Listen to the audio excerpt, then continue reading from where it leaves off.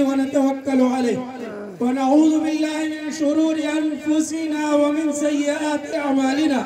من يهده الله فلا مضل له ومن يضلله فلا هادي له ونشهد أن لا إله إلا الله وحده لا شريك له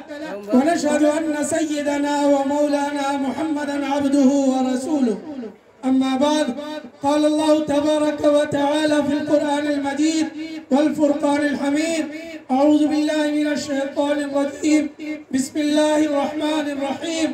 يا أيها الناس اتقوا ربكم الذي خلقكم من نفس واحدة وخلق منها زوجها وبث منهما رجالا كثيرا ونساء واتقوا الله الذي تساءلون به والأرحام إن الله كان عليكم رقيبا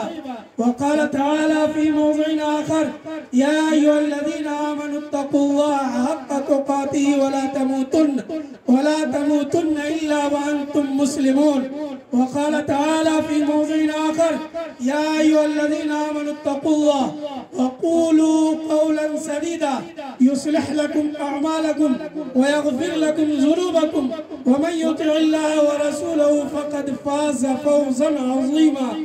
صدق الله العظيم قال النبي صلى الله عليه وسلم يا معشر الشباب من استطاع منكم الباءة فليتزوج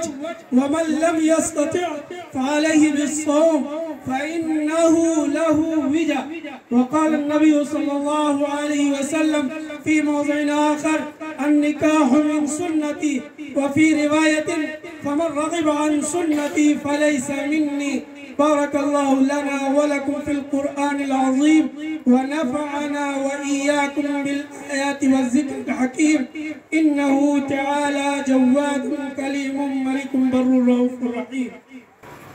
आपका नाम मोहम्मद रजी अहमद है, वाली साहब का नाम जनाब मोहम्मद रियाजुद्दीन साहब मरहूम। मैं मोहम्मद अबुल कासिम रहमानी काजी शरीयत दारुल क़ज़ा इमारत शरिया ज़िला सुपौल ने बहैसियत वकील जनाब मोहम्मद दिलशाद आलम साहब की साहबजादी अजीज़ा मिसराना खातून सल्लमा को नामजद गवाहान में से गवाह अव्वल जनाब हाफिज मोहम्मद उबैदुल्लाह साहब वल्द जनाब मोहम्मद यहया साहब मरहूम और गवाह दोन जनाब मोहम्मद रफ़ीक आलम साहब वल्द जनाब मोहम्मद नसीरुद्दीन साहब मरहूम और तमाम हाज़िरीन मजलिस की मौजूदगी में बाइवज़ महर मबलग़ 1,51,000 रुपए बसिक्का राइजुल वक्त अलावा नान व नफ़्क़ा व सुकना के आपकी ज़ौजियत में दिया। क्या आपने कबूल किया?